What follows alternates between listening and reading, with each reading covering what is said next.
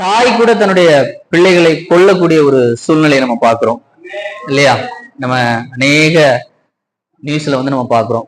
ஒரு அவங்களுடைய சூழ்நிலை காரணமாக தன்னுடைய பெத்த பிள்ளைங்களே கொலை செய்யக்கூடிய தாய்களை பார்க்கிறோம். அல்லேலூயா. ஆனால் நம் தேவன் தாயினும் மேலானவர். ஆமென். எத்தனை பேர் விசுவாசிக்கிறீங்க? நம்முடைய தேவன் தாயினும் மேலானவர். இந்த உலகத்துல இருக்கக்கூடிய நமக்கு வந்து ஒரு வெல்விஷர், அதாவது நமக்கு ஒரு கெடுதல் நினைக்காத ஒரு ஜீவன் இந்த உலகத்துல இருக்குன்னா நம்ம தாய். அல்லேலூயா.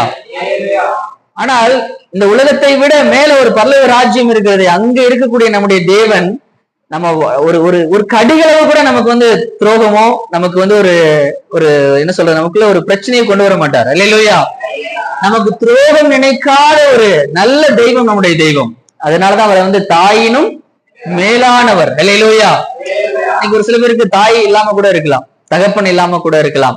ஆனால் நம்முடைய தேவன் நமக்கு தாயும் தகப்பனுமாய் நம்மளோட கூட இருக்கிறார். அல்லேலூயா. அத வந்து சும்மா வார்த்தையில சொன்னா புரியாது.